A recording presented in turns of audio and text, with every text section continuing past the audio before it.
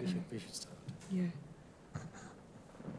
Morning, everybody. Welcome to the aortic aneurysm session. I think in the interest of timekeeping, we will proceed and start on time. Hopefully more people will join us. So welcome, everybody.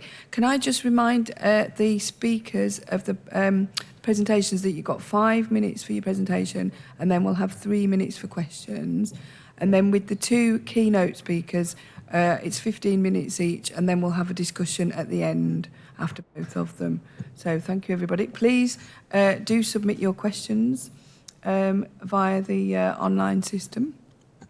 Okay, thank you very much. So I think we'll start with our first speaker, which is Ursula, who's going to talk to us about sarcopenia in thoracoabdominal patients. This is a joint presentation between Barts and Liverpool. Thanks, Hello. Ursula.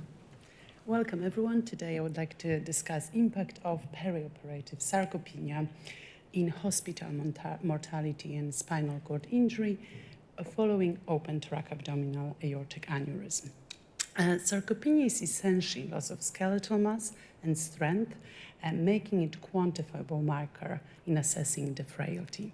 In multiple studies, it's been proven it's associated with increased mortality, increased morbidity following aortic aneurysm repair, and prolonged hospital stay. In 2010, European group in sarcopenia validated CT scan to measure sarcopenia, and it's making it readily to calculate muscle mass. In our case, it was psoas major, visceral fat and subcutaneous fat, and calculate skeletal muscle index. The small downfall is that CT-derived body compositions measurements lack of standardized cutoff for skeletal muscle index. Therefore, in our study, we look whether we can assess is sarcopenia associated with spinal cord injury, mortality following thoracoabdominal aortic repair, and evaluate the impact of body parameters on the postoperative mortality. In order to do so, we retrospectively analyze 88 patients, and we selected one scan at the level of L3 axis and look at the muscle mass of psoas major. Then the second slice of the CT scan was at the level of L4-5, and we look at the visceral fat and subcutaneous fat. Next, we calculated skeletal muscle index by dividing of total muscle area by height, and we defined sarcopenic patients when SMI was below 47 percentile. In order to avoid reporting bias, we divided our group into two subgroups, male and females. And in terms of perioperative risks, we can see that in male, more frequently there was a peripheral vascular disease, a previous stroke, and when in females there was smoking, respiratory disease, and stroke. In terms of body mass composition, two groups were quite similar, but in terms of visceral obesity, male presented with increased occurrence of visceral obesity, where skeletal mass index was significantly higher in male group. In terms of pathology, females presented more frequently with aneurysm, where men had underlying chronic dissection, and we perform similar amount of extent to thoracoabdominals in both groups. Post-operatively, we could see that male experience a higher significantly higher amount of stroke, where females struggle with hemofiltration, respiratory failure, reoperation, reintubation, and obviously post-op critical stay. Spinal cord ischemia occurred more frequently in female group, with predominant paraplegia, and overall mortality in the group was 16.9%.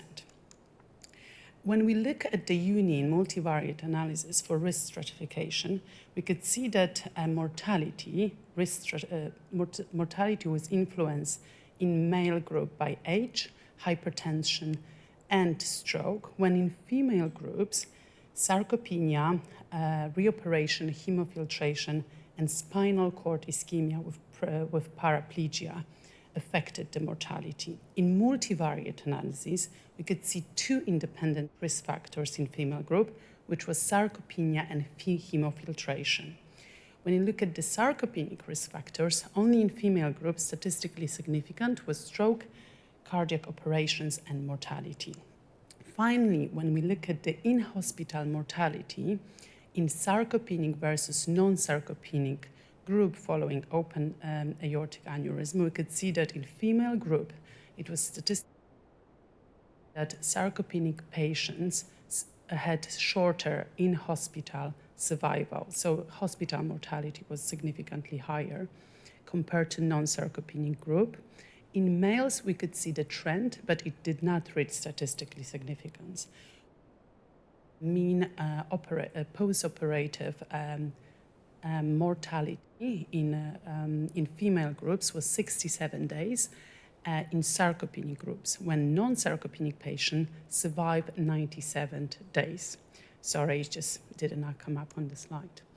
Overall, in our study, we could say that perioperative sarcopenia was associated with increase in hospital mortality and in sarcopenic group compared to non-sarcopenic group. Sarcopenia might become a useful tool in assessing perioperative frailty in future risk stratification, and obviously further studies evaluating a bigger amount of patients are required to assess the impact of post-operative comorbidities. Thank you very much.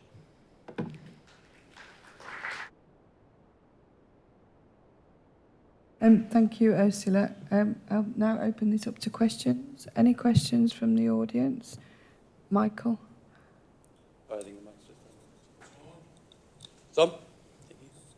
Tom? Thank you very much for the presentation. I may have missed it. The sarcopenia index of less than 40 and over than 40 was Percentile, you mean? Yes. Yeah. Was based on the literature, or how did you decide to take this one as a cutoff point? Yeah, exactly. Very good question. That's what we actually, because it's so new and it's only few studies. There are different groups assessing various kind of cutouts. That's why I mentioned that the small downfall of the study is that we're still finding which percentile is the right kind of a way to go. But we noticed from previous studies that less than 50 percentile is associated usually with decrease in muscle strength in terms of fatty infiltration, visceral fat. Some studies, they evaluate the volume of the muscle, but total muscle area divided by the height seems to have the most, it's been the most frequently evaluated, and it's associated with post-op comorbidities and mortalities. With recent Safi did similar calculations, and he came up with a few risk stratifications, and recently as well, Mr. Coselli. So therefore, we look at the below 50 percentile. Any more questions? Oh, James? Just touching on that again, is it worth looking at a different percentile for male patients, do you think? It can be, although we did. So what we did initially, we look at the literature and we kind of take 50 percentile. So we did go up and down to evaluate. So we kind of look at below 25, then it was very high and it wasn't reliable. Then we look at the 50. So with male, we look at the 50 and 45, and it still did not correlate it. So therefore, we kind of, as I said, it still needs more data in terms of risk stratification. But 45, 47, below 50, it's the cutoff point, which at the moment, it's proven be associated with, skeletal muscle atrophy, I should say, yeah. Thank you. Thanks very much. Thank you, Ursula.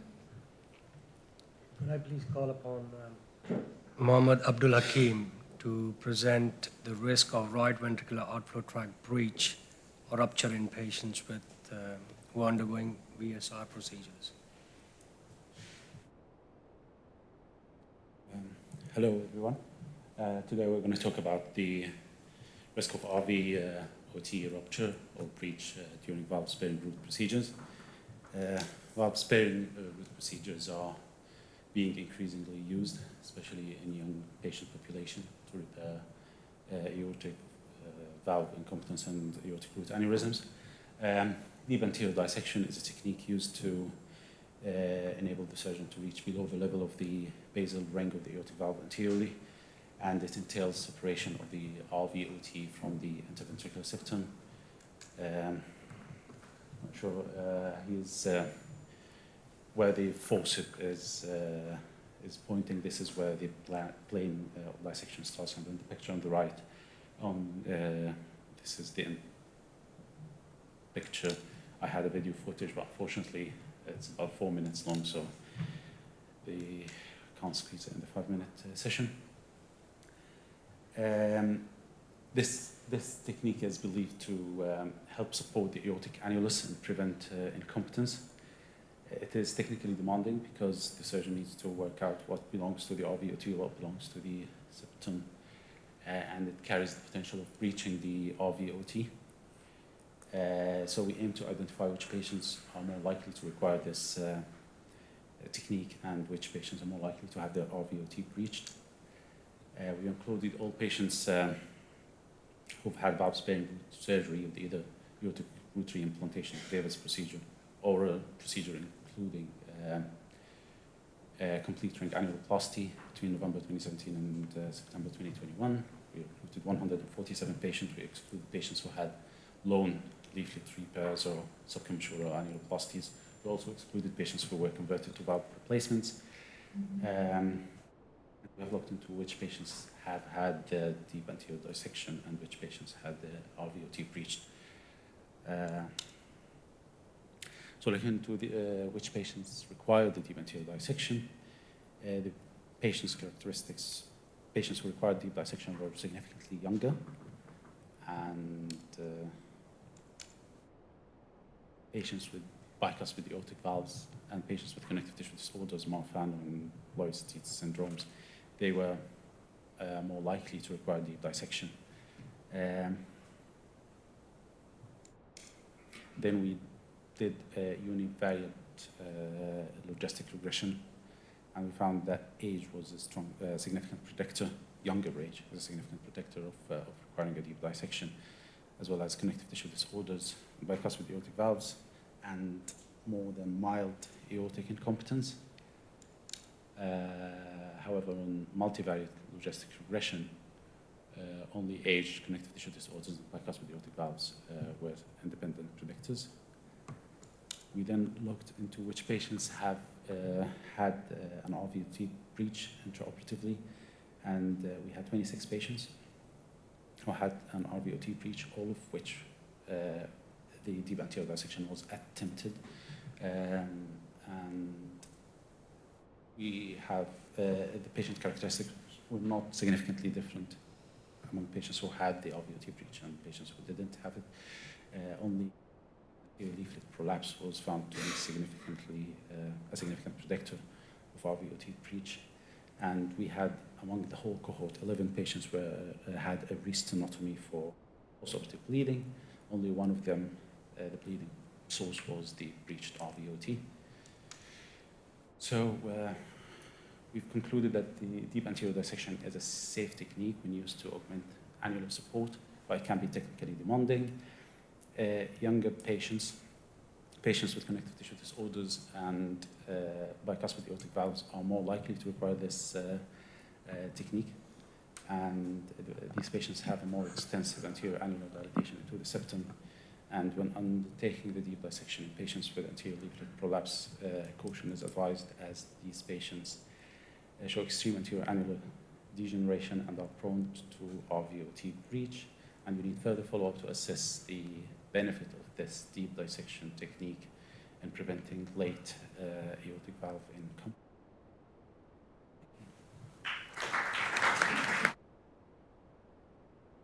Thank you. Questions from the floor, please. Thank you. And 28% is quite a lot, isn't it?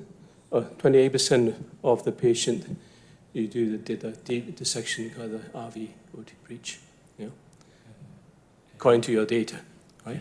So it is almost 1/3 of the patient have the breach. And so do you notice any late differences in the kind of the outcome of aortic valve as well as RV function or any others kind of the performance and the difference when the patient with RVOT breach and without? That's one.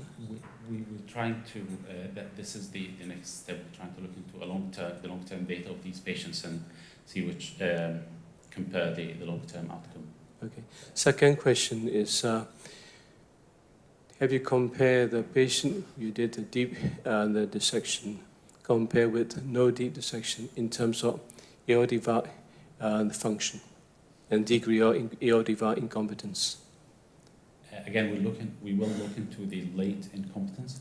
However, the decision to undertake dissection was based on the surgeon's decision. So patients who had the deep dissection were deemed to not to, it was deemed impossible to actually repair the valve without, adequately repair the valve without the deep dissection based on the surgeon's intraoperative assessment. Okay. Could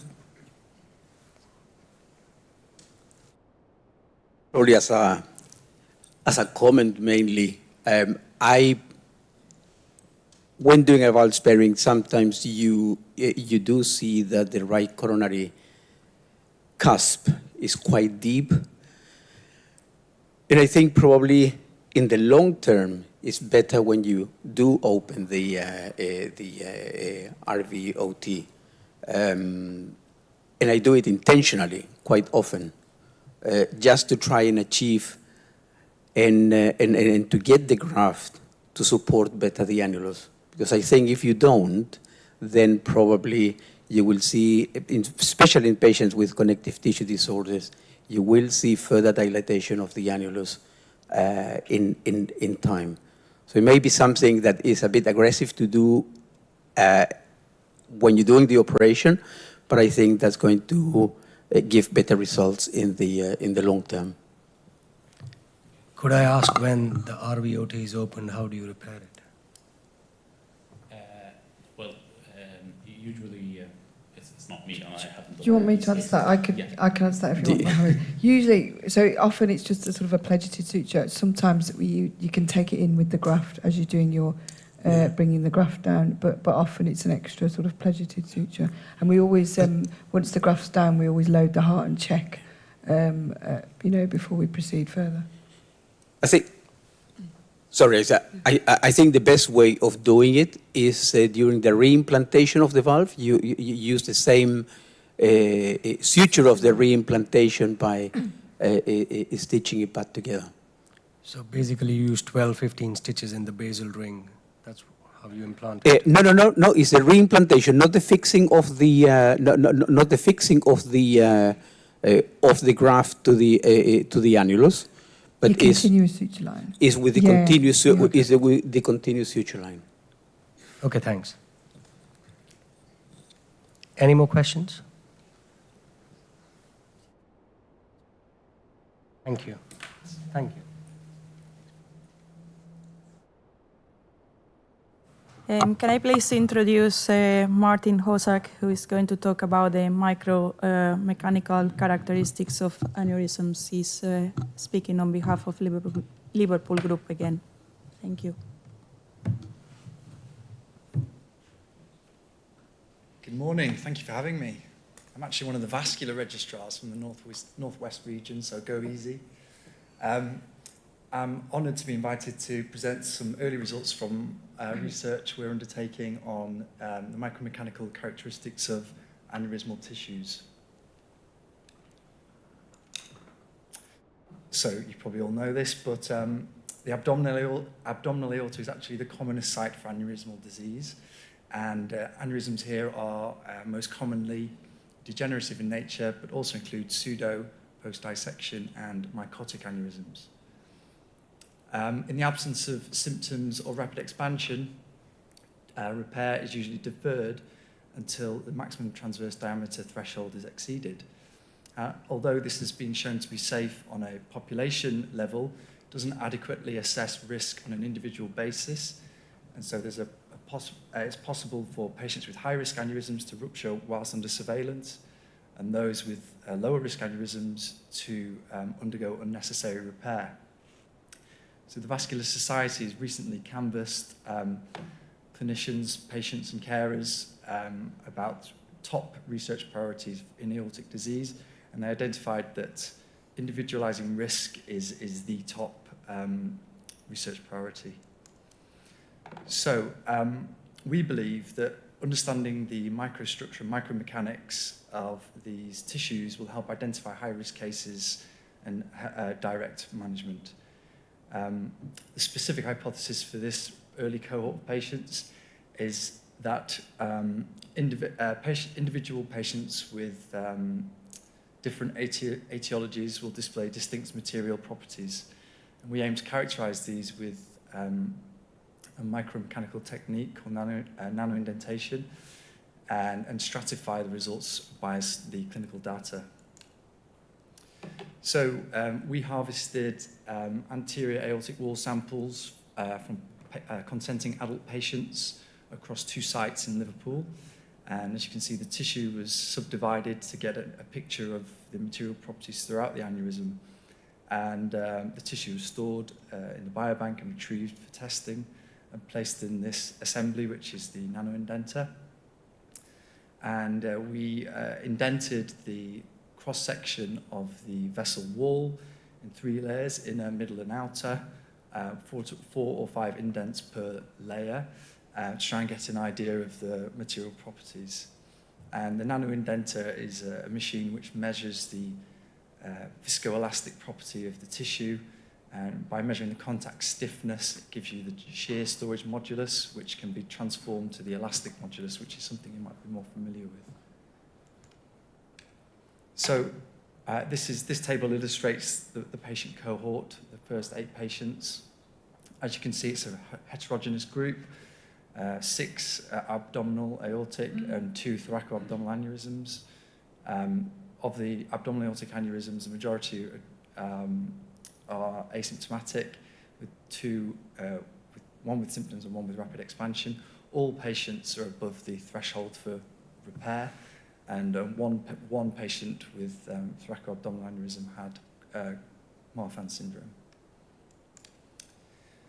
So, firstly, we found that the stiffness in the vessel wall reduced from the inner to the middle and middle to the outer layers, and the inner layer displayed a greater heterogeneity. This is contrary to what you would find in normal vessel wall, where the outer portion of the vessel is stiffer. And we hypothesize that this is a consequence of atherosclerosis affecting the tissues. And this illustrates the advantage of using this technique over traditional macro-scale techniques like tensile testing, because with nanoindentation you can spatially resolve the material properties of the tissue, and you can use small volume samples.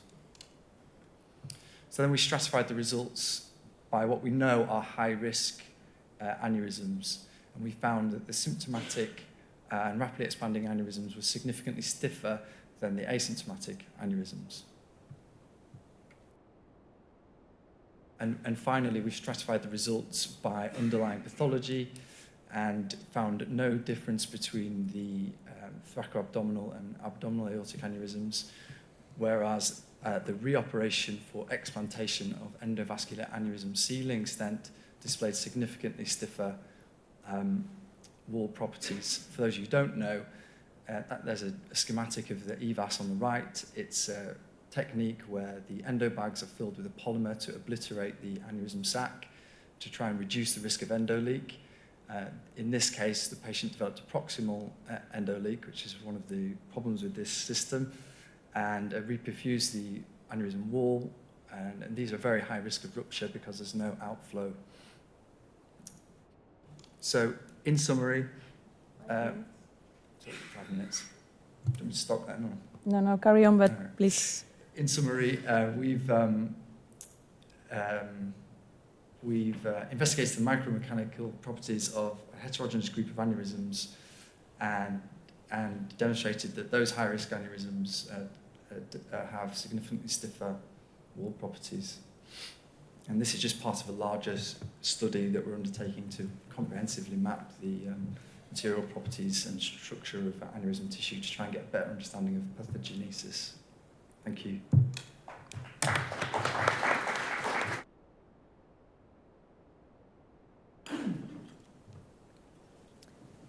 We are a bit behind with the questions, so if we can please be quick.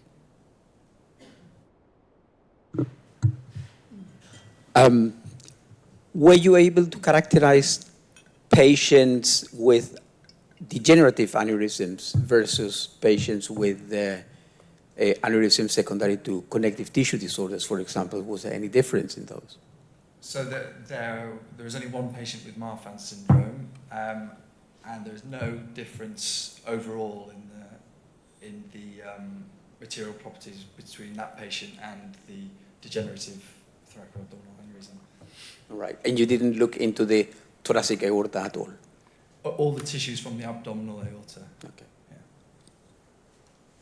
Yeah. Just one quick question. The stent graft that you had is Nelix, isn't it? Because of the foam put in. This different from normal Cook or other graft, stent graft. So since you only have one sample to look at, so it's difficult to make the conclusion of stented intimal, kind of the or aorta will be different from non-stented. So you need to look at different type of stents. Absolutely. And we have recruited 40 patients, including several that have had EVAR, explantation of an EVAR, but obviously those results aren't forthcoming yet. They will be maybe next year. Okay, thank you. Thank you very much. Thanks. We'll move on to our next presentations. This is from James Bennett, who's one of our clinical perfusionists in Liverpool. He's going to talk to us about risk factors for hemofiltration following surgery on the DTA and thoracoabdominal aorta. Good morning, everyone. As Debbie's mentioned, I'm a perfusionist at Liverpool, currently studying a PhD with a focus on acute kidney injury. And it's a pleasure to present the results of a service evaluation we've recently conducted to identify risk factors for renal replacement therapy following surgery on the descending thoracic and thoracoabdominal aorta. So as you can see from the graph, we do a lot of these operations at Liverpool with 24/7 MDT, spearheaded by 5 familiar faces.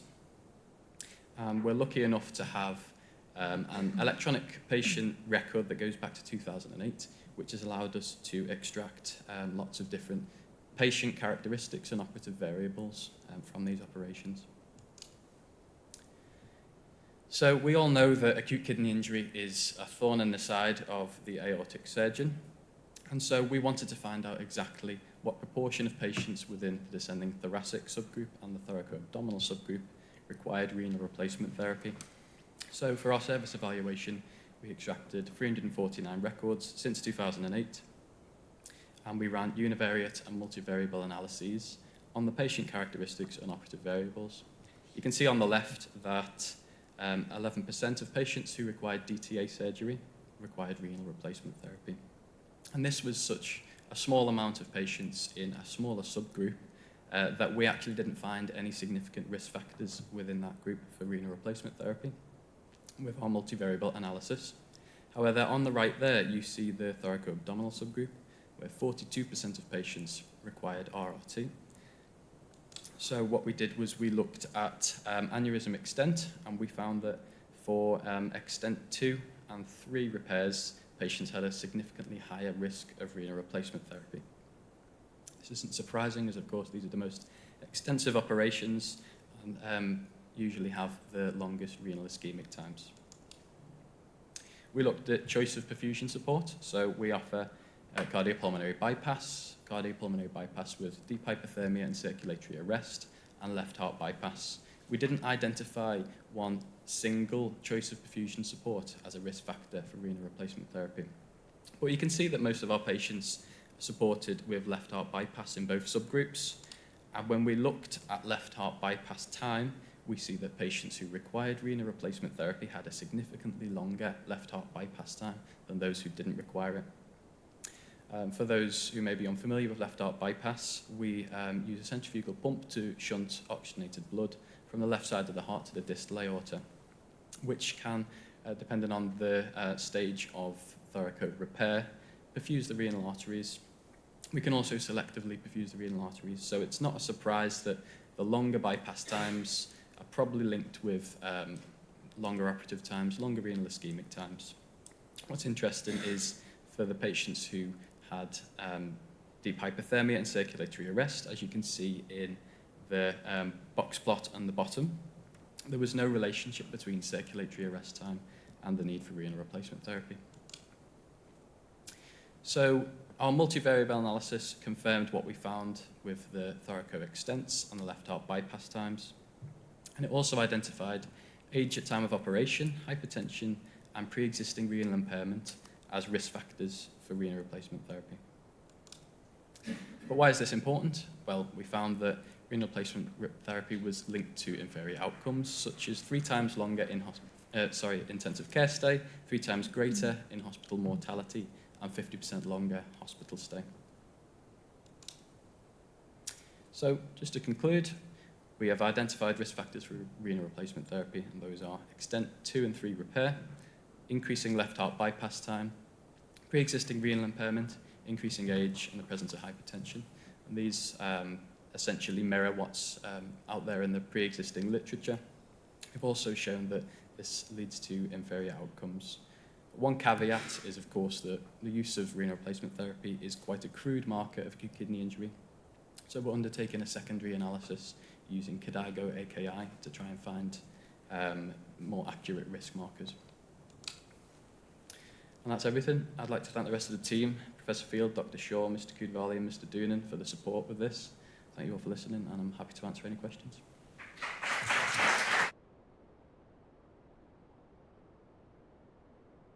Questions from the audience? George? Sorry.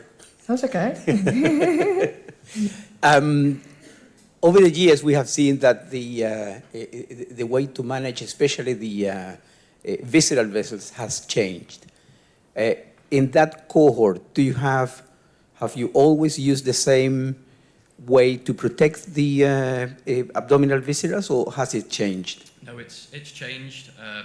So we have tried to extract the data on this. Unfortunately, it wasn't protocolized, so some records are more complete than others. So we do have a cohort of patients that we've extracted to look at what renal perfusants have been used, whether that's cold blood, whether it's crystalloid solutions, for instance.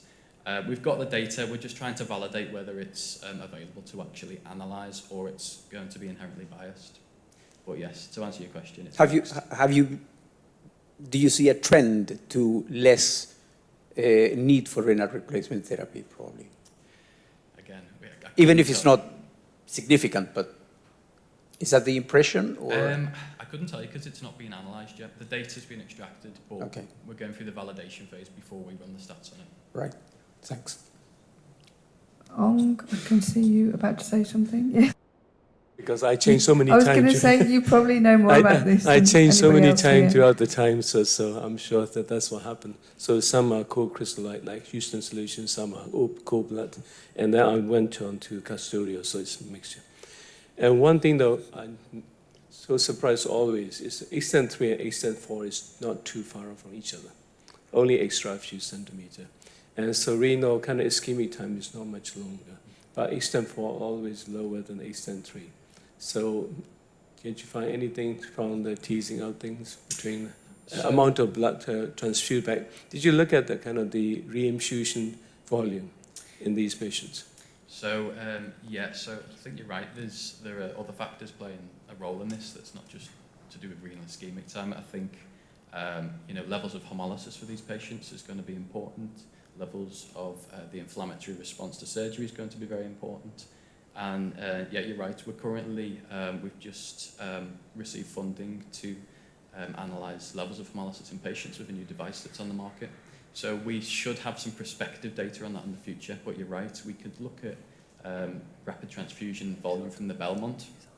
We've done some preliminary analysis so far with this new device, and what we've shown is there's a relationship, admittedly only a small sample size of patients, between the amount of blood processed through the Belmont and levels of hemolysis. We haven't then gone further to look at the relationship with acute kidney injury yet, because we're working on this prospective study for that. What, I think one more point. I just wanted to ask Anna, because she's doing the RENA project as well. She's looking at this. So I know you've been looking at all the data with Carlos. Did you see any difference on the transfusion, reinfusion volume and different renal failure rate in our cohort? Because I haven't got that data with me. So.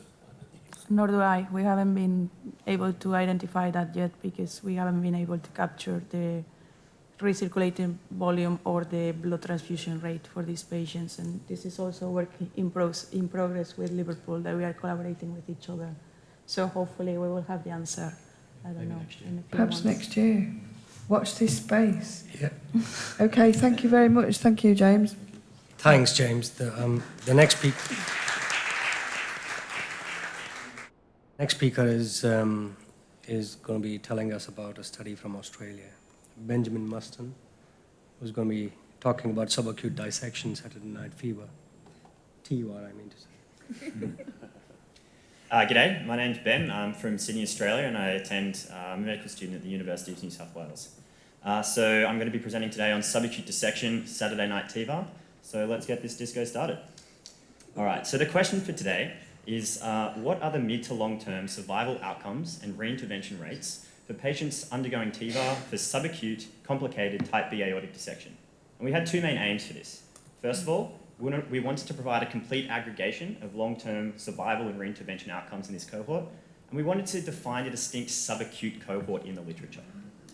So before we continue, let's start with some definitions. So subacute was defined by 2 weeks to 3 months following initial symptom onset to diagnosis. Complicated dissections include symptoms that are foreboding. There's 1 of 4 have to be included. They include unrelenting chest pain, aortic dilatation, malperfusion, as well as risk of aortic rupture. And finally, thoracic endovascular aortic repair was the intervention of choice as opposed to open surgical management or medical management alone. So here's our Prisma diagram, and 16 studies were included into this systematic review, and our mesh terms are on the right there. Our research process was fivefold and included a modified Canadian quality appraisal tool, as well as inclusion of reference lists of all included studies. So here's our results. Our primary outcomes are on the left, and our total patients included in the 16 studies were 413. This included a 24-hour technical success rate of 98%, as well as the subacute cohort being 21 days post-symptom onset, which is on the earlier side of that subacute definition. So in order to maintain our results, we used the methods described by Guyot and colleagues to produce a digitized Kaplan-Meier curve, and that was aggregated from the composite KM curves in the 16 studies. As you can see, our all-cause mortality curve is there on the right, and that's followed by our dissection-related mortality and also our freedom for intervention curves. Now, the dissection-related mortality curve looks almost too good to be true, and it is. The reason is only 4 of the 16 studies included this specific outcome, and therefore it should be taken with a pinch of salt. All right, so what did we find in our study? Well, first of all, malperfusion was the main indication for TIVR in this population group. And what we aimed to do was to look at our survival outcomes in comparison to chronicity of dissection and also when compared to the intervention.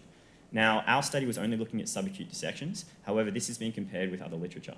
And we found that they were comparable with acute and chronic dissections, as well as with open surgical intervention alone, in comparison with a meta-analysis done by Subramanian and colleagues. So this research is novel in the sense that no other systematic review has performed only on a subacute aortic dissection cohort. There is no consensus on the exact date of subacute chronicity, and so we've aimed to try and provide a definition here. There was a lot of heterogeneity in the literature, ranging from 15 to 30 days as a subacute, all the way up to 15 to 92 days. So we propose from here forward, 15 to 90 days should be the expected subacute cohort in the literature. So why is this subacute cohort so important? Why can't we just leave it as the current acute and chronic dissection patients? Well, it comes down to three main areas: flap stability, thoracic coverage, and transaortic diameter. Now, a chronic dissection patient is self-selected in the sense that their intimal flap is probably going to be more stable and it's probably going to be thicker. And that changes the risk profile of the dissection intervention. With thoracic coverage, chronic dissection patients tend to have distal extension of their dissection, which means that an increased thoracic coverage is needed with the stent, whereas subacute patients in the literature didn't tend to have this problem. And finally, transaortic diameter was more quickly resolved in a subacute patient cohort when compared to acute counterparts. And that was mainly because the false lumen diameter would reduce more quickly, with the true lumen diameter equally increasing steadily in both cohorts. So where do we go from here? Well, the limitations of this study mainly pertained to only 16 studies being included, as well as being observational in nature. This is difficult, but it also spurns us to make a change in the future. More multi-center prospective trials should be made. Now, while randomization is difficult in this patient population, more studies with a distinct subacute cohort can be used to produce more data and outcomes for this patient population.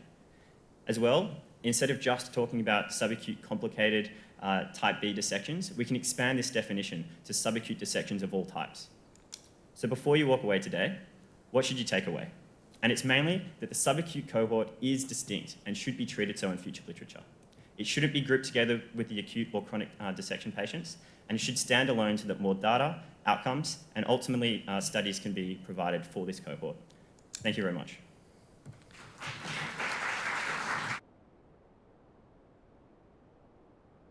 Thank you. Any questions from the floor?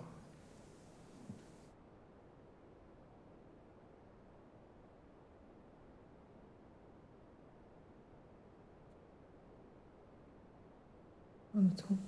I think you've stunned everybody. Good. Yeah. I'm going to ask. Sorry. A nice presentation. Good. Now the decision for doing TIVA timing, we decided based on if it's acute risk of retrograde type A dissection is high. So coming to the subacute or early part of chronic, safer time to intervene. So now you're suggesting the 15 to the 90 days as a subacute longer period. And how do you think it will affect the timing of the intervention in the future? Yeah, well, that's a great question. And your data is all the observational retrospective data. So how can you arrive to that kind of question? 7 of the 16 studies were prospective. However, you're correct. Most of them were retrospective. But ultimately, these 16 studies was all the literature on subacute dissection that exists. We went down from 2,500 studies to find these 16, and they were the only ones that fitted. There is a more large study, the INSTEAD trial that was used, but that's for uncomplicated dissections. And so this was slightly different in that regard. But to answer your question, I think if you're going to have a patient present to you with dissection, you're going to treat them. And so I think we're not going to wait until they fit into a chronic stage or until they fit into a later subacute stage. And for that reason, it's worth analysing the outcomes of that subacute chronicity instead of, I doubt we'd be delaying patients' treatment in that sense. But it's worth noting that if they do get to that stage, are their outcomes going to be better or worse? And I think from this study, we can't necessarily tell that right now, but maybe this can create some impetus for future studies that will be able to answer that question. That's good.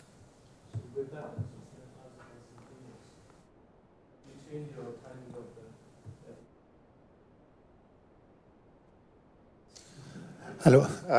As for the type B, if I have a complicated type B, we go immediately and perform a TIVA. There's no question on this. And but if I have to go to the subacute phase, this would be also a question for me to you for your presentation. So I will not do it on Saturday night. This is elective procedure, and therefore this is not an emergency situation. And I will try not to leave the patient to be emergent or a problem 10 days after the initial dissection. And generally, we're trying to go to perform the procedure at least 10 days after the first event.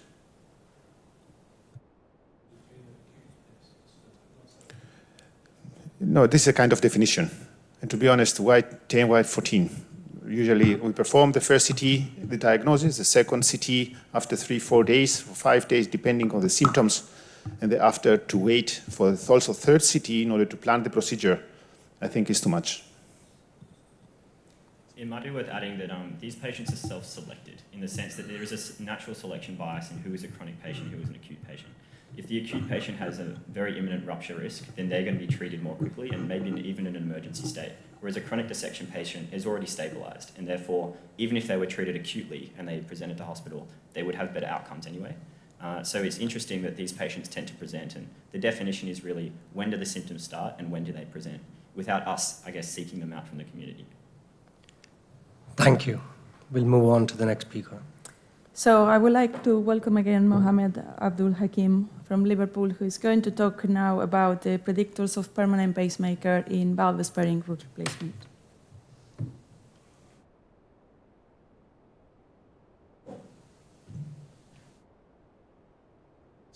Hi, it's me again, Mohammed, one of the registrars from Liverpool Heart and Chest Hospital. Again, valve preserving procedures are becoming increasingly popular, especially in young patient populations. And permanent pacemakers is a complication of various cardiac surgical procedures, and some meta-analyses have proven that they have poor long-term outcomes. It's been some studies have suggested that after valve-sparing root procedures, the incidence of AV conduction abnormalities is lower compared to valve replacing procedures. And however, the data regarding the predictors for pacemaker implantation after valve preserving procedures have not been as well studied as with valve replacing procedures, including TAVI. So we have looked into that and tried to figure out what might predict the implantation of a permanent pacemaker after these procedures. So we've included 120 patients who've had valve-preserving root surgery between November 2017 and April 2021. These are the patients who had a Davis procedure, a root reimplantation, or a complete external ring annuloplasty. We've excluded patients who've been converted to valve replacement and patients who had lone leaflet repairs, so commissural annuloplasties. The decision to go for a permanent pacemaker implant was based on a significant conduction abnormality lasting at least 4 days after the operation and after consulting our electrophysiology team.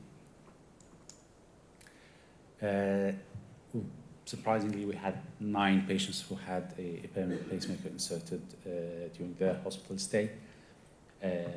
These pacemakers were implanted between day 4 and day 14. The median was day 9. And at 3 months' time, after the insertion of the follow-up, 7 out of the 9 patients were paced more than 90% of the time on interrogating their pacemakers. And one of these patients have already had significant LV dysfunction with RV pacing at the 3-month follow-up. And these are the indications for permanent pacemaker. Complete heart block was the most common indication. One of the patients actually had a CRTP rather than a pacemaker for recurrent VF. Looked into the patient characteristics, and surprisingly, neither preoperative conduction abnormalities nor bicuspid aortic valve, which has been suggested to be a predictor of permanent pacemaker in TAVI studies, have been significantly different between patients who had or did not have a pacemaker. The preoperative annular diameter was the only predictor that was on logistic regression. Preoperative annular diameter and lower ejection fraction, as well as higher in systolic diameter, were found to be independent predictors, significant independent predictors of permanent pacemaker. The intraoperative factors were no different. Nothing was significantly different, including associated AF surgery and surgery. So these conduction abnormalities remain a problem after valve-preserving aortic root surgery. We report a high incidence of permanent pacemakers in our cohort. This could be related to the deep anterior dissection we undertake quite often. Also, 18% of our patients had preoperative conduction abnormalities. We recommend extra caution should be employed when attempting valve-sparing root procedures in patients with dilated annuli, as they are at high risk of conduction abnormalities.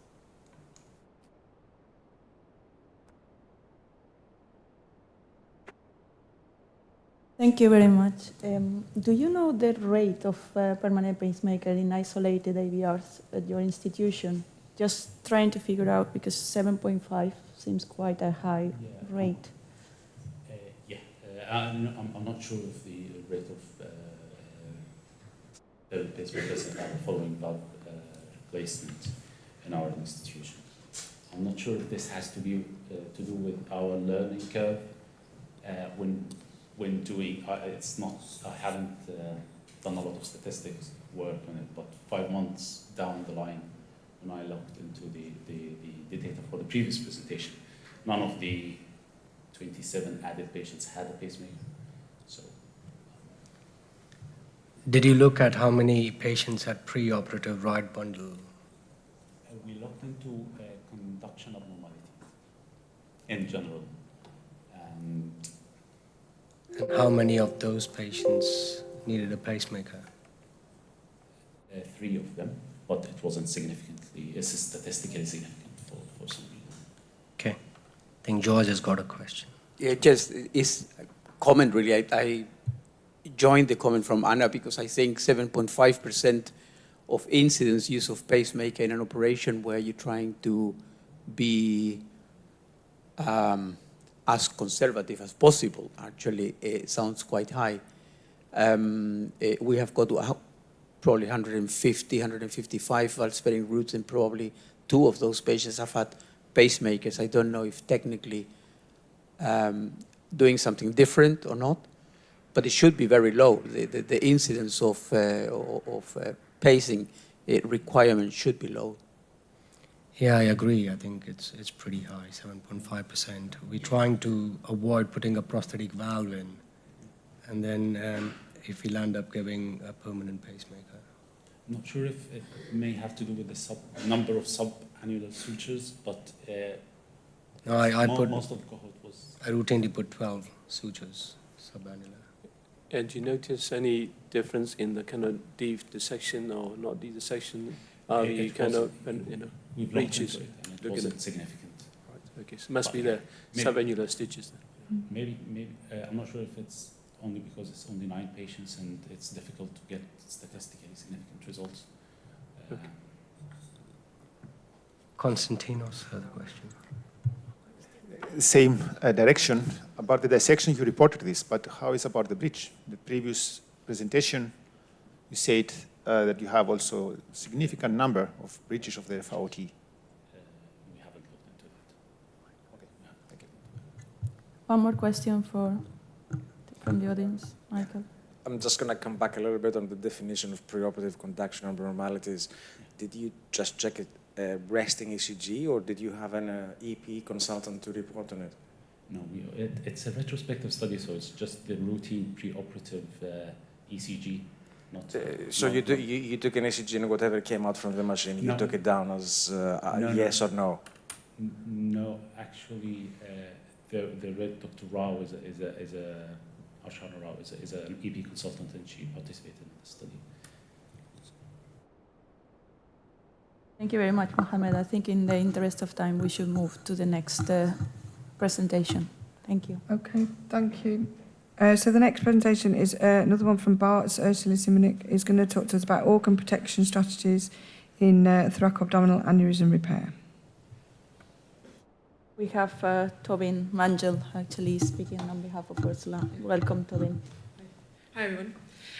Yes, I'm presenting on organ protection strategies in thoracoabdominal aortic aneurysm repair, single center experience.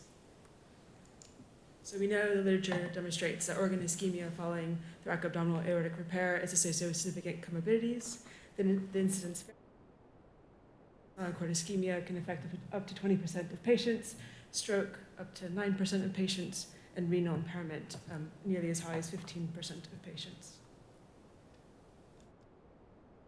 So our objective was to aim to determine the outcomes and effectiveness of organ protection strategies during thoracoabdominal aortic aneurysm repair. We did a retrospective analysis of a single center between September of 2017 and August of 2021. We successfully recruited 88 patients over a 22-month period and found that nearly 24% of them were urgent or emergency repairs. And if you look, predominantly our patient population was extent type 2 with nearly 62.5% of patients. So we evaluated 3 strategies. Firstly, we looked at spinal cord protection with the use of cerebral spinal fluid drainage. I'll bring your attention to this picture here. So you can see the drain being inserted and then it's connected to a monitor. We used paraspinal NIR, so near-infrared spectrometer monitoring, which looks at the oxygenation or measures the oxygenation of tissues and can help predict when there's going to be spinal cord ischemia. We also used cerebral NIRS, and then lastly looked at renal protection with the intermittent administration of custodial solution or cold blood via the renal arteries. And this is just a picture of kind of all the various tubes and lines that these patients have during these procedures. So if you look at our patient demographics, predominantly most of our patients were male. Many of them suffered from hypertension, and a proportion of them were smokers. You can see that a significant amount of our patients underwent open repair, nearly 85%, and the etiology of most of our patients was a degenerative cause. You can also see the median age was about 61, with the youngest patient being 18 and the oldest patient being 78. So just to discuss our results. So the thing that's really important here are these two. So we found that spinal cord ischemia and hemofiltration directly affect mortality and are considered mortality risk factors, statistically significant in that regard. We found stroke was not statistically significant in terms of mortality. You'll see we had quite a large population that required hemofiltration. However, only about 14% actually had renal impairment long-standing. You'll see also here that our mortality rate is about 20%, but majority of that is related to the extent 2. And similarly, we had a pretty low rate of stroke, but again, the extent 2 was the predominant population. And looking at our organ protection protocol, we were very pleased to see that nearly 92% of all patients had cerebral fluid drainage, quite a high percentage had left heart bypass, and nearly 70% had renal protection, and quite evenly broken up with custodial and blood, and 100% had cerebral monitoring. So in conclusion, we think introduction of organ protection programs can help decrease significant comorbidities such as spinal cord ischemia and renal impairment, and these sorts of protection programs are an essential component of thoracoabdominal aortic repair. Thank you very much. Thank you. I'd like to open it up for questions from the floor. Hello. Did you look at complications of cerebrospinal drainage? Yes, we did. Sorry, I'll have to let my colleague answer this one.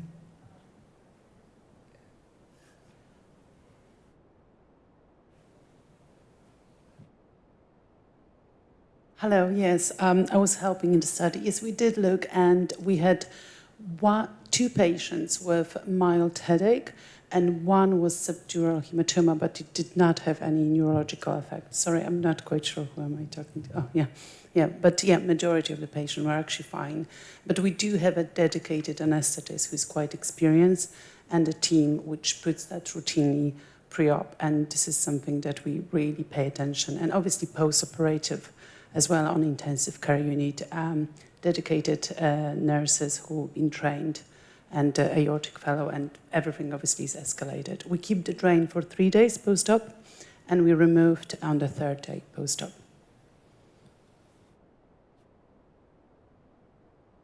Any other questions?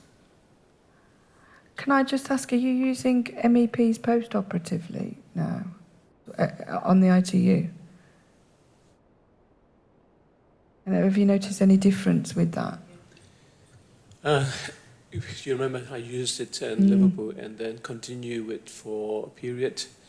And what I tend to do, if there's a change, significant changes in theta, and then return to normal, I'll keep all the kind of pins. All the patients go out with the MEP setup, but there will be some patients with no MEP change at all, and the extent 1, for instance, and I'll stop.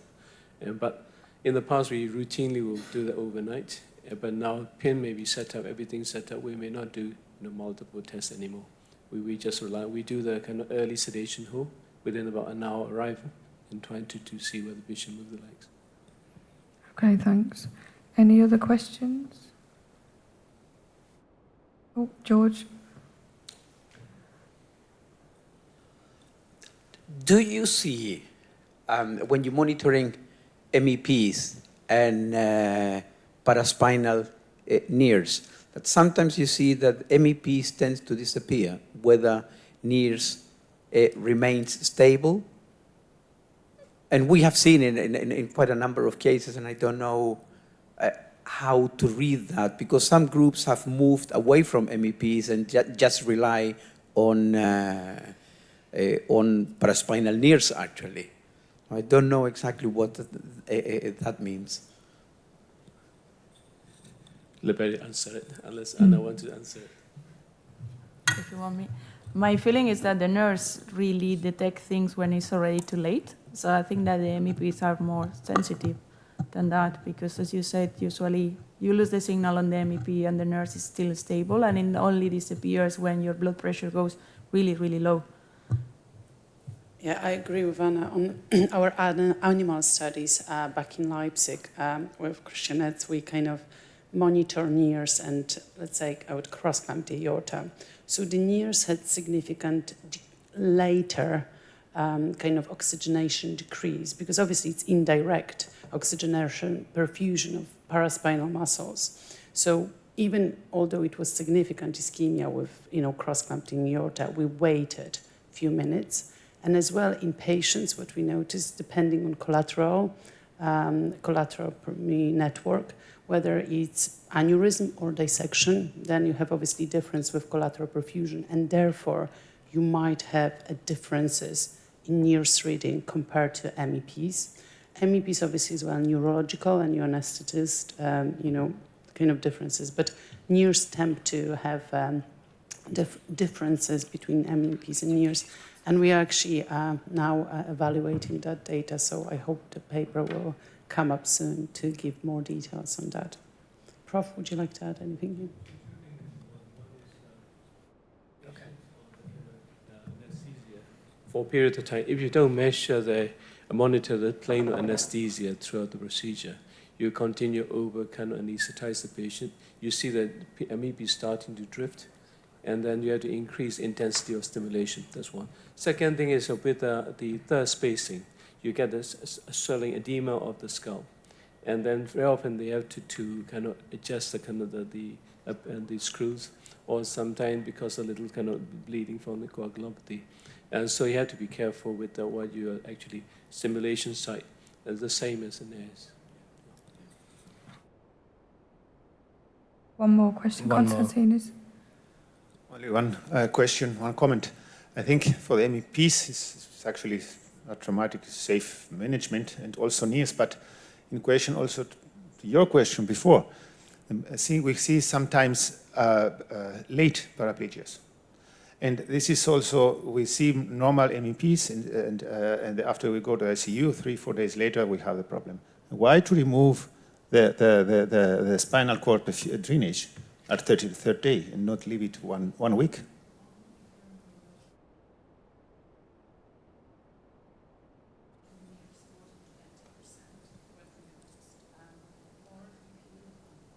So what we do in our center, we remove third day if they're neurologically intact. But obviously, if you have any concerns about dropping NIRS, so it's very important to monitor NIRS background. So initially, when they're awake, report and kind of monitor that and observe during the procedure or post-operative care the drop. Because with animal studies and human too, back from Leipzig, it was 20%, which was significant.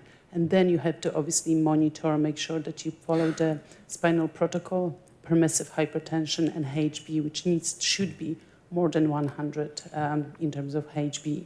So those post-operative kind of management are very, very crucial. What we can see on ITU, even drop in the pressure for, let's say, 20 to 30 minutes below 120 systolic or below MAP of 80 would affect vulnerable spinal cord, especially with endovascular, when it's swollen reperfusion.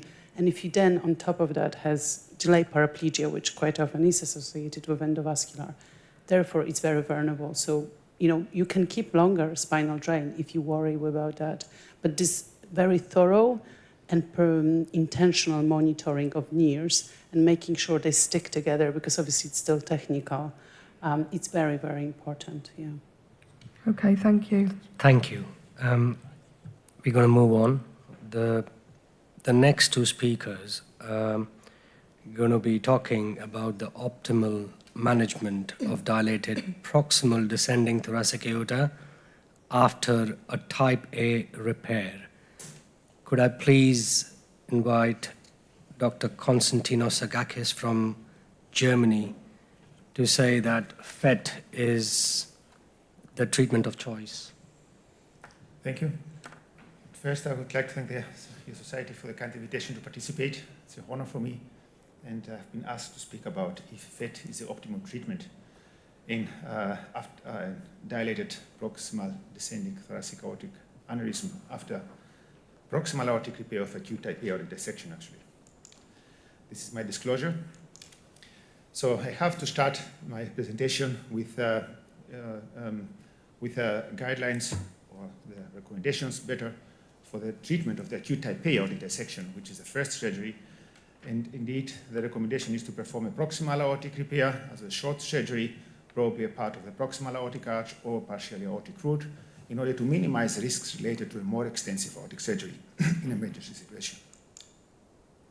If someone will ask me if this kind of the treatment, the proximal aortic treatment, is good or durable, I will say yes, it's an excellent treatment, but only in selective patients. Especially in patients with a dissection up to the level of the lesser-clavin artery, the dissection can be resected completely. And in these patients, we have, at least in our institution, and freedom of aortic interventions downstream of 90% at 10 years, including aneurysmal formation and new dissections. However, the majority of the patients with a type A aortic dissection have a DeBakey type 1 aortic dissection. And the proximal aortic repair in these patients results usually to collapse of the true lumen downstream, aneurysmal formations in the proximal part of the descending aorta, pseudoaneurysms under the level of the distal anastomosis in the arch, and also ruptures of the false lumen. And in our experience, we have a freedom of interventions after proximal aortic repair in aortic arch and in the proximal descending aorta of 44% at 10 years. Nowadays, we face also more difficult problems with chronic residual dissections, with an association with additional surgical techniques to proximal aortic repair, as for example the first case on the right with a combination of wrapping and post-valvular stenosis and severely dilatation of the aortic root. The second patient in the middle with combination of proximal aortic repair and TIVA, and you see the proximal endoleak, the sine, and the residual false lumen perfusion. And the last patient, combination of proximal aortic repair and stenting of the aortic arch with residual false lumen perfusion. For these patients, the frozen elephant trunk technique is definitively, for me, the best treatment, combines the advantages of the open surgery and the endovascular treatment, allows the exclusion of entries in the proximal aortic descending aorta and initiate the thrombosis of the false lumen, stabilize the true lumen, and initiates an aortic remodeling in long term. especially now to the chronic residual type 1 or type A aortic dissection after proximal aortic repair. The advantage of frozen elephant trunk is that we have access to all 3 aortic segments of treatment for the treatment via sole median stenotomy. We have no risk of aortic-related anastomosis-related complications since we have the stent graft from inside supporting our anastomosis, and we have no risks for endoleaks since the stent graft is fixed surgically. And in addition, the stent graft in the descending aorta facilitates the additional treatment downstream for open surgery due to the fact that we don't have to clamp the aortic arch or close to the aortic arch, and we can clamp the mid part of the descending aorta, in which we have easier surgical access. And for the endovascular treatment, we have a safe landing zone. It's a case example chronic aortic dissection after proximal aortic repair with narrow true lumen postoperatively, and 1 year after frozen elephant trunk, the exclusion of the false lumen in the proximal descending aorta and the expansion of the true lumen downstream. And we know for previous studies that we have a good remodeling also in chronic dissection. However, we have a difference between an acute and chronic aortic dissections after frozen elephant trunk. If you see the figure on the left side, it represents the chronic aortic dissections in the first CT postoperatively or the first year CT postoperatively and in the follow-up. And you can see that in the rates that in the chronic aortic dissection in segments B and C, that means distal of the frozen elephant trunk in the thoracoabdominal part, in long term we have a negative remodeling of the false lumen and the aorta. The frozen elephant trunk is a major surgery, and in order to facilitate the surgery, we combine the procedure with debranching of the left subclavian artery in order to proximalize the frozen elephant trunk anastomosis closer to the surgeon in zone 2. And in addition, we use a more sophisticated perfusion strategy for this kind of surgery. We call it 4 sites perfusion, with using 2 pumps, one main pump, the right axillary artery, and also for the head perfusion, and a separate pump for the selective perfusion of the left axillary artery, and also for the distal body after fixation of the frozen elephant trunk. And if we perform with this kind of the perfusion with hypothermic circulatory arrest at 28 degrees bladder temperature. This is how it works. This is a case in acute, as case example in acute aortic dissection. The graft in the left axillary artery, an 8 mm graft, is introduced via the intercostal base transthoracally to the mediastinum, and then the graft is cannulated with a separate pump for the selective perfusion of the left subclavian artery at 28 degrees. The aorta is clamped, and after the cardioplegia, the arch is resected in zone 2. And after cannulation of the left carotid artery, we go to the bilateral selective perfusion. For the bilateral selective perfusion, the blood temperature is 22 degrees. Then the left subclavian artery is closed from inside with a ligature, inside the chest, and then we start with a selective perfusion to the left subclavian artery, and the frozen elephant trunk procedure is performed under perfusion of all 3 aortic arch arteries. And after fixation of the stent graft, Foley catheter usually is introduced into the body of the stent graft, and after endoclamping, the distal perfusion is started, and the reimplantation of the head vessel is completed after perfusion of the whole body. With this technique, we can reduce the ischemic time significantly, and also we could demonstrate recently a significant reduction of mortality and severe morbidity as composite endpoint at 90 days after surgery. However, the frozen elephant trunk has imminent risks, especially in chronic type A aortic dissection. We have no, as surgeons, we don't have an option to visualize. Usually, we don't have, we cannot visualize the distal landing zone during the procedure, and this has imminent risks. Like in this case, for example, classic case, a dilatation of the proximal descending aorta after Bentall procedure, chronic aortic dissection. You see in the CT the true lumen and the integrity of the intimal wall, with a calcification in the proximal part in the descending aorta of the intimal wall, and also in the distal part in the descending aorta, but in the mid part at the level of the landing zone, we had no calcification. The intraoperative finding is this. With the angioscopy is the proximal part of the descending aorta, and you see at the level in which the stent graft should be deployed, we had a rupture of the intimal wall with, you will see right now, with debris and thrombus. And you can imagine that if you deploy the stent graft in this position, then probably you will produce distal embolization and also perfusion of the false lumen. So more distally, as you know, we know also from the CT before, the integrity of the intimal wall was intact. And so we decided for a combined procedure with frozen elephant trunk and in one stage extension of the stent graft with a CT, with a Goretak graft. And this is the result after, with the exclusion of the entire false lumen in the descending aorta. The second problem is the perfusion of the spinal cord arteries. We have, in this case, I spoke also before about this, proximal aortic repair in combination with TIVA. It was also a Marfan patient. I don't know why the colleagues did this. However, we had the situation that all the intercostal arteries remain perfused from the false lumen. If we close the proximal entry here, then of course we will have probably occlusion of the thrombosis, false lumen thrombosis and occlusion of the arteries. So what we have learned about these false lumen arteries of the frozen elephant trunk is this, that we call these exits, that these exits correlate with a negative, with a no thrombosis of the false lumen. So the exits are the only significant predictor for false lumen patency of the frozen elephant trunk. And so we conclude that probably these false lumen arteries, if they are relevant for the patient, they will stay open. And this is also what happened. And this is the situation before and after the frozen elephant trunk. On the left, the right side, you see the false lumen in the intercostal arteries after frozen elephant trunk, the thrombosis of the false lumen in the proximal part, and at the distal part of the previous stent at the thoracoabdominal level, the false lumen remained patent as well as the intercostal arteries. We had no spinal cord injury. The third risk, of course, was not good for frozen elephant trunk, is the rupture of the false lumen. In this situation, we don't have a sealing zone for frozen elephant trunk, and therefore open surgery is recommended with left side thoracotomy, like in this case, with the placement of the aortic arch and the descending aorta. So we have an experience in SN in 439 patients, and of them, we had, majority of them have been operated for acute dissections. Chronic dissection was, we have 90 patients to January 2022. The mortality in total, 30 days, 12% stroke, disabling stroke, 6% in paraplegia, 3%. The 10-year survival is 54%. Now, especially to the residual chronic type A aortic dissection after proximal aortic repair. We have 56 patients from 90, mean age 56.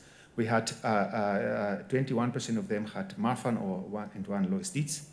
We had the proximal surgery was as ascending replacement in the half and ventral procedure the others. The time from first to the second surgery was 5.7 years.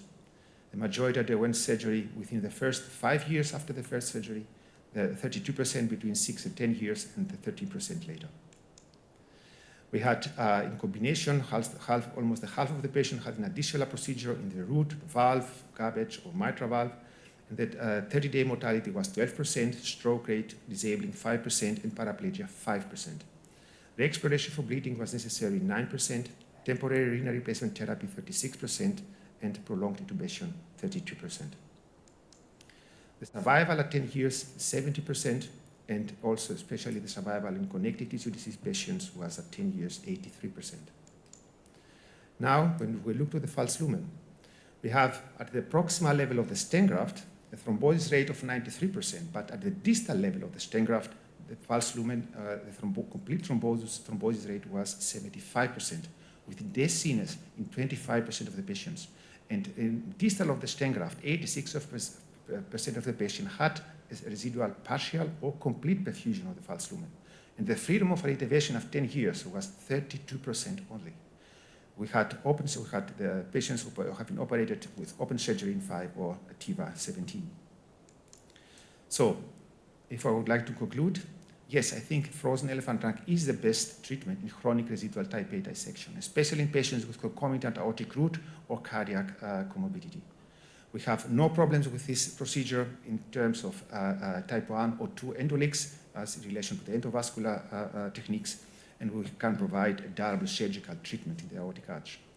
In addition, the frozen elephant trunk represents an ideal docking place for open or endovascular treatment downstream. But the majority of the patients after frozen elephant trunk will need a third intervention downstream in long term. And therefore, we have to go back to my first slide. After proximal aortic repair is the first surgery. At 10 years, 44% freedom of intervention. These patients underwent frozen elephant trunk. After frozen elephant trunk, at 10 years, 32% freedom of intervention. Therefore, look to this. This is the frozen elephant trunk results in acute type A aortic dissection. 67% freedom of intervention if the patient has been treated with frozen elephant trunk in acute type 1 aortic dissection. And therefore, for me, the answer is clear about the use of the frozen elephant trunk. Do it in the first surgery.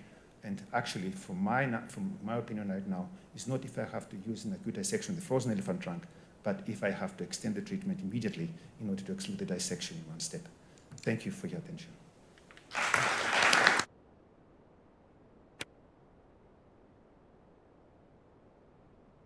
We will take the questions after. We are going to invite Professor Wu now to give us the opposed treatment option, treating these patients with an open repair. Thank you. Thank you for the society. Thank you for the UKAS to kind of invite me to speak.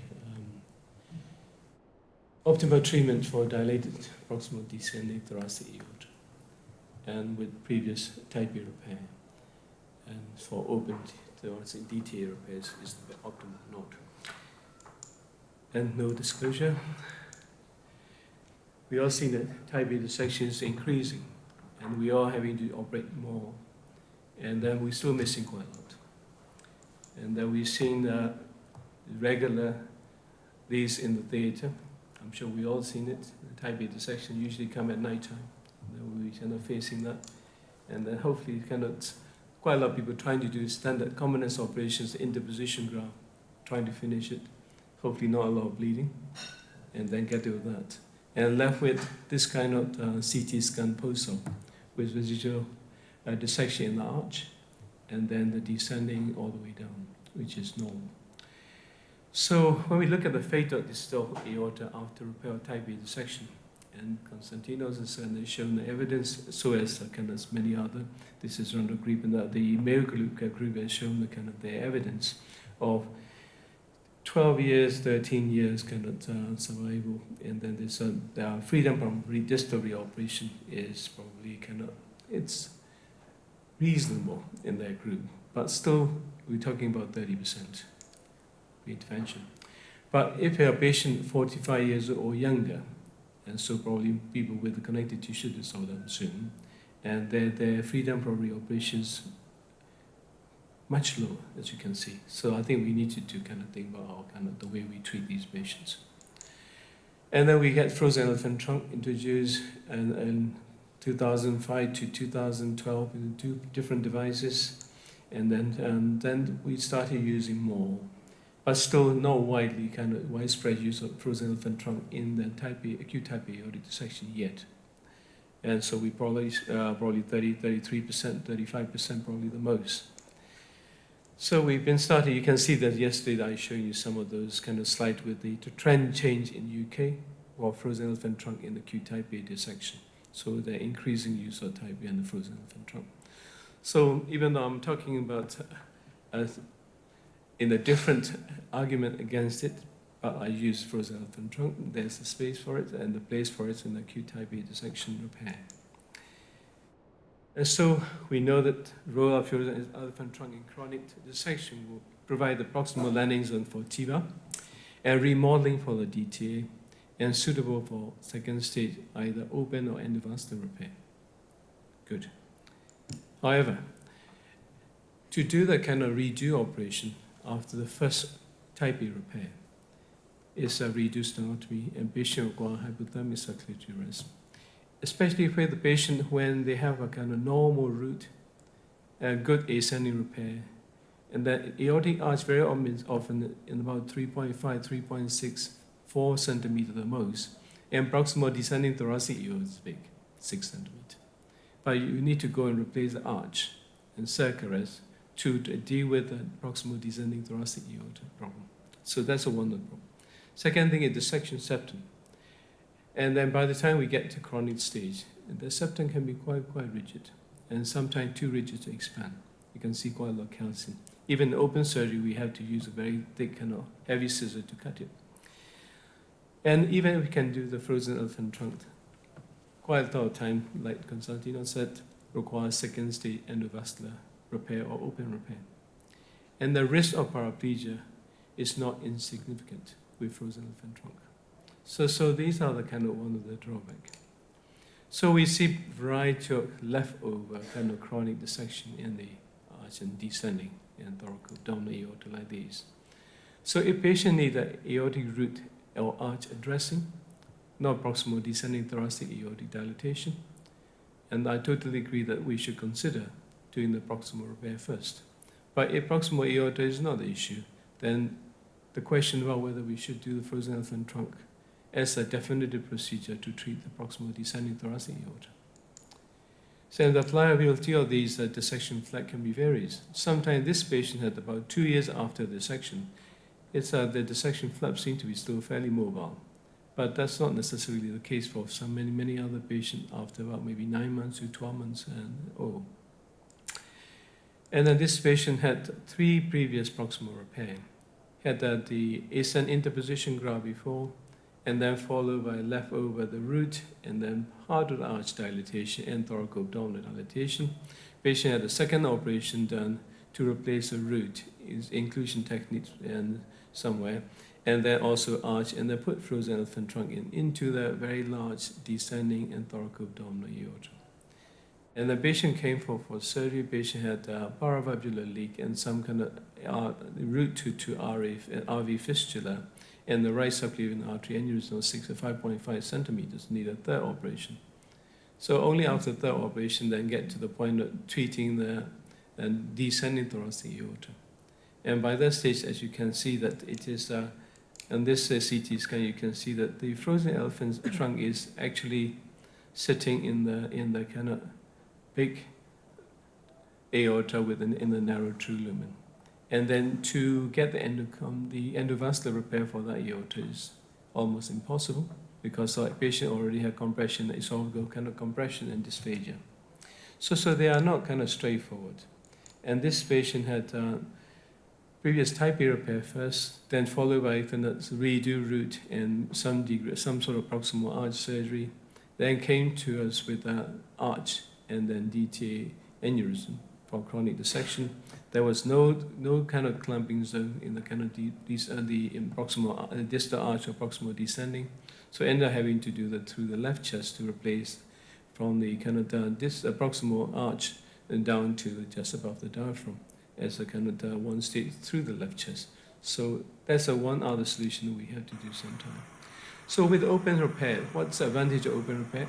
We do put spinal drain routinely, and then we can monitor MEP routinely, and the paraspinal and lower lymph nodes, and the cerebral perfusion can monitor. And then with circulation management now, with the kind of rapid infuser, cell salvage, and then kind of left heart bypass circuit, we can provide adequate distal flow to then protect the organs during the operation. We can clamp proximal to the subclavian artery or distal to subclavian artery, depends on the patient anatomy and pathology. And then if required, that we can go certainly cardiopulmonary bypass and circ rest to do proximal open repair. And we can do we can treat the proximal descending aorta, fenestrate the kind of the septum if you require, and they get adequate suturing. And you can then reimplant intercostal selected by MEP, and then to guide it reimplantation in costal to reduce the risk of paraplegia. And you can have the multiple loops, and you can do the proper kind of distal anastomosis after fenestration of distal downstream aorta. And that's, if you require, you can do the distal first to start with distal operation, and the anastomosis, and come up to from the distal first to proximal and at the end as well. So, but when you look at these recent literature on the redo frozen elephant trunk in the residual type B dissection, there's a paper from the Martin Czerny group. You can see the very, very good results. You can see the kind of mortality is quite low, and then so it is a very, very attractive option if you talk to the patient. You can get the kind of very good result. But residual type A, when you look at the survival probably kind of quite similar to most of the group, about 60%, about 3 years, 5 years survival. And then when you come to the reintervention, by the time you get to about 4 years down the line, almost everybody had the reintervention. So that's a reintervention problem. And then we get to another group, and then to look at their outcome, the same outcome is really good, and then the reintervention rate is high again. And then, but their group is a little bit better than the other group. So if we look at the kind of two center together, with the Essen and then Bologna together, at the two center outcome, 2017, 437 patients. Out of that, chronic dissection, 182 patients. Mortality was 9.9%. And permanent neurological deficit, probably spinal problem, at the time was 9.9%, at the 8.2%. And paraplegia was 5%, definitely. And then you can see that kind of the top line is the chronic dissection group, and the accumulated incidence of reintervention is quite high. So, international kind of registry for the kind of for the EVITA, we show that 204 patient chronic dissection patient group, and then mortality was about 12%, if I remember right, and then also the spinal cord ischemia is there. And then survival. Then, so let's go on to the open repair from the Houston group. And the Hasensavi group published this paper, and they had a decent number of kind of the patient population. And there you can see the kind of the mortality is fairly kind of low, and then paraplegia rate is quite low. So there's like a high volume kind of centers. And then there's, when you look at the reintervention rate, the segment that operated have very little reintervention. The segment not operated, not treated at the time of surgery, obviously reintervention rate is there. That's on the right-hand side. And then about 20 years, about 62%. So, and when we look at the UK data, probably the one that's probably the largest is probably Liverpool data. And this is going back to that, when you look at this patient group, and then you can see the DTA patient group. And out of the DTA patient group, when you look at the outcome for the paraplegia, 0%, and mortality is pretty decent, and definitely less than 10%. And then so when you look at the elective and DTA patients group, mortality is about 3.1%. And so, and then survival, 10-year survival is about 60%. So I think open and repair of descending thoracic aorta is, can provide a fairly kind of robust repair. So redo arch and frozen elephant trunk surgery is low-risk procedure, not a low-risk procedure, and does not stress a kind of distal aortic pathology consistently and associated with a high rate of reintervention. Open repair can be performed safely in complex aortic services with acceptable outcome. It provides a durable repair and optimal treatment for dilated descending thoracic aorta after previous type A repair. Thank you very much.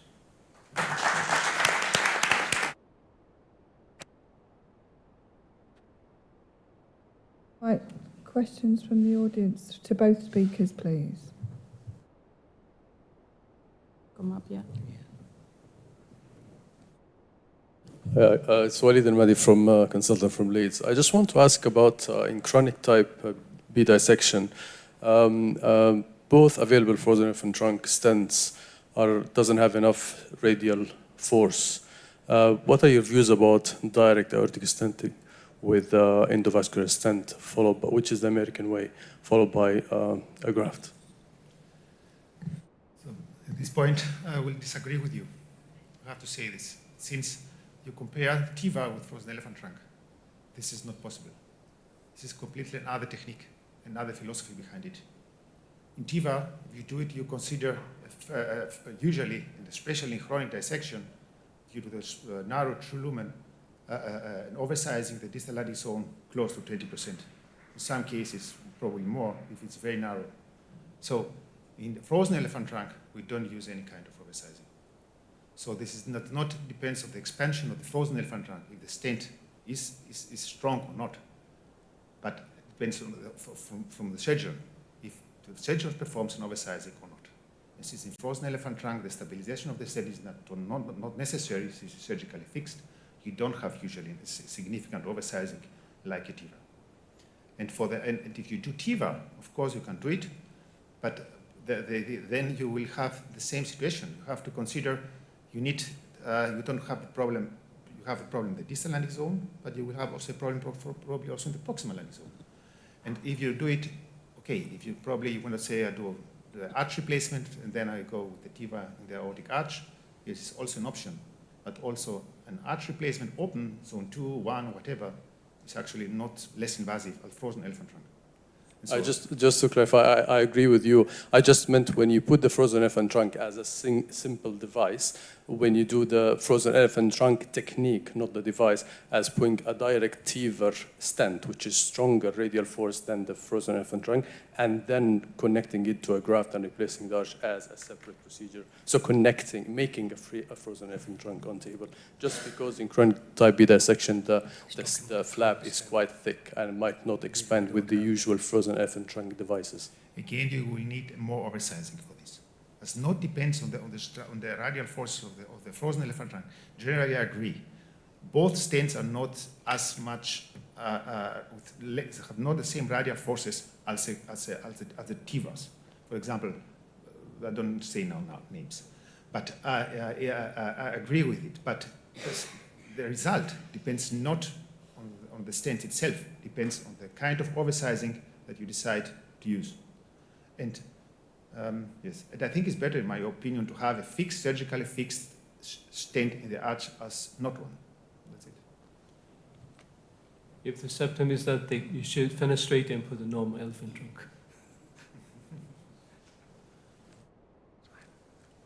trunk. George first, and then Michael.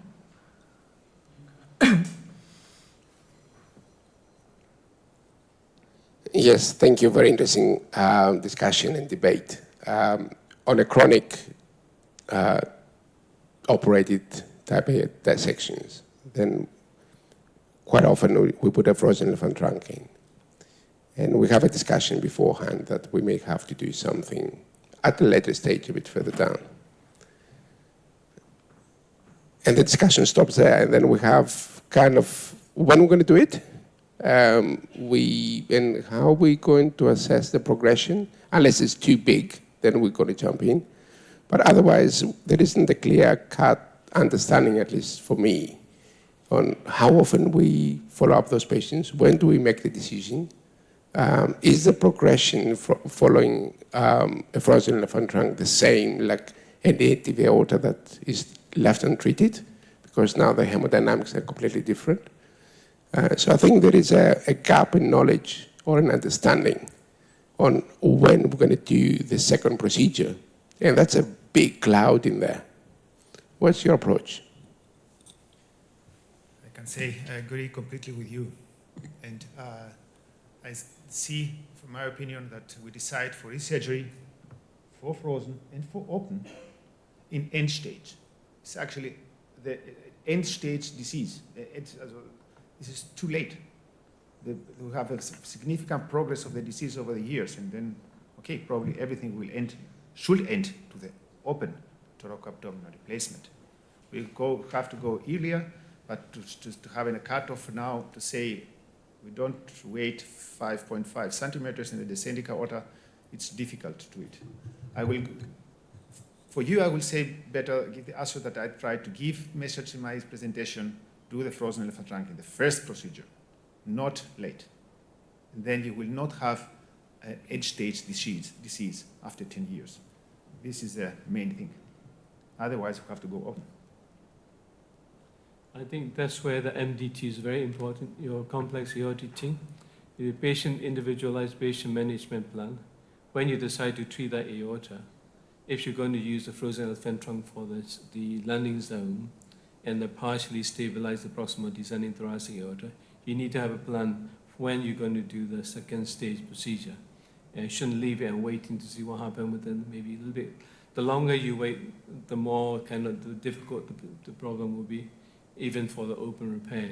Like the one example I show you, that patient there was no choice because having so much problem. So I think probably if I decide to put the frozen elephant trunk into the secure the proximal landing zone for treating the aortic patient, then I would then encourage the team to continue with the line to treat it within the next few months, rather than waiting for a year or two. And sometimes if patients have a bigger aneurysm segment lower down, we may want to do the same sitting in hybrid theta, TIVA and the frozen at the same time. Michael Sabatai from St Thomas's. Thank you very much. I think just a little comment that it's not a matter of an MDT, it's a matter of having surveillance and then intervening in the right time. Obviously, MDT is important, but without surveillance, we shouldn't really be doing acute type A dissections. A common scenario for you, and I just wanted your opinion, the majority of the centers that will do a minimum ascending aorta and a hemiarch, then hopefully the patient will go under surveillance, then they come back with the proximal descending thoracic or the thoracoabdominal aorta chronically dissecting and expanding. Redo frozen elephant trunk with completion or open type 1, type 2, type 3 thoracoabdominal aorta replacements. You mean for the thoracoabdominal aorta? So you have afterwards chronically dissected aneurysmal, distal large and descending thoracic aorta. It's not infrequent that people will advocate that you need to do a redo frozen elephant trunk and then complete. Well, opinion sometimes diverges and say, there are equally high-risk procedures, and therefore the open thoracoabdominal should be considered first. So this is also something I asked before, Professor O, for the permission to ask if I to give a question. It's the same direction. Yes, I will say for me, I will do first the frozen elephant trunk. In case only that I have a rupture of the false lumen as emergency in the descending aorta, I will not do a frozen elephant trunk. But the point is that I will have, of course, thereafter I will plan a third procedure, and this will be probably open. And the reason why I'm saying is this: in your presentation also demonstrated great data. I agree completely. But we have to differentiate. We have to, if we speak about a treatment, open treatment of the descending aorta in case of residual type A aortic dissection, we have at least take into consideration only the results of type 2 Crawford aneurysms, and not type 1s or type 3s and so on. So they have to go out from the results from the statistics. And actually only also the type 2, classic type 2 thoracoabdominal aneurysms usually they don't have considered also replacement of the aortic arch. For me, the only related data that we have at the moment are the data from this kind of disease. I mean arch surgery plus descending surgery with long severity as the data from Kuchukos, 15 years now probably, with hypothermic circulatory arrest in one stage. But as you know, this treatment is not performed in routine. This is a question to you, that we should actually consider the results of at least type 2 aneurysms to compare both the techniques. And I disagree. The reason is with the question that we pose is isolated these proximal descending aortic dilatation. And very often we do just isolated descending thoracic replacement for the chronic residual dissection because the aorta is relatively small at the diaphragm level, for instance, 3.4, 3.5, rather than going all the way down to the kind of infrarenal. And that I may kind of just decide to do just isolated DTA replacement, fenestrate the lower downstream and re-synastomosis. And that probably will last for quite a while before we need to intervene and another operation. So not necessarily extent 2. And then the answer to your question, Michael, is I think these are the patients coming back early, because most of the patients coming early kind of for interventions are 2 to 3 years down the line after surgery. If they have already expanded descending and thoracoabdominal aorta, but if the arch is normal size and there's a clumping zone or proximal way of dealing with it for surgically, I'll go ahead and treat the kind of expanded segment, which is descending or thoracoabdominal, provided that patient is fit to undergo open repair. If patient is not fit to undergo open repair, we need to think whether patient is fit enough to undergo radial arch frozen elephant trunk surgery and followed by another procedure. So I think that's where we need to make that judgment and then quite a robust assessment for the patient and the decision making for individual.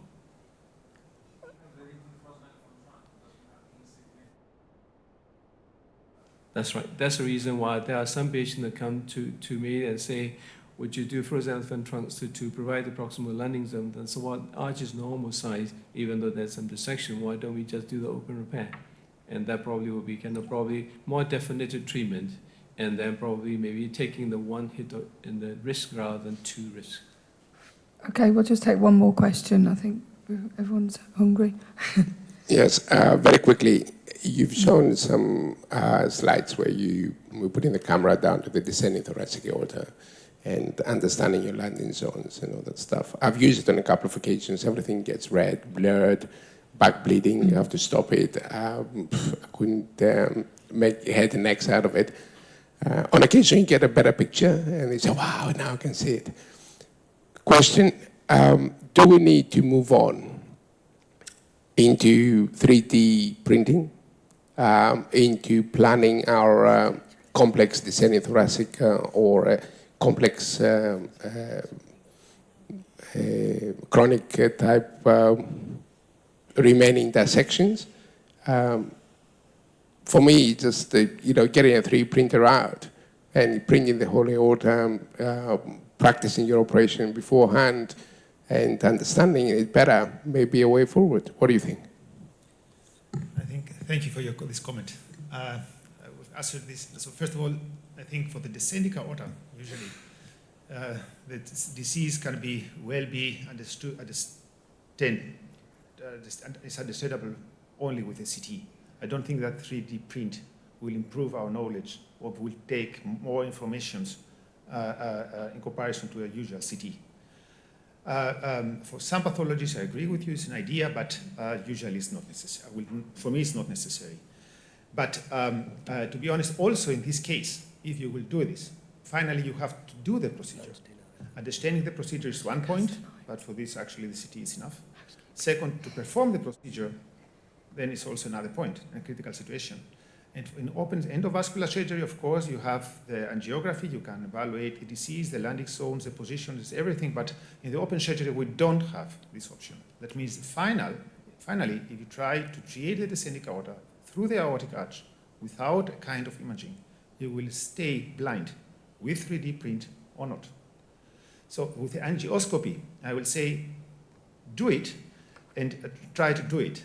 To see it red, yes, I agree with you. Sometimes it can be red, bloody, but depends on some skins. I can also recommend to you, I have great experience on this over the years. I do it routinely in all open surgery, and not only.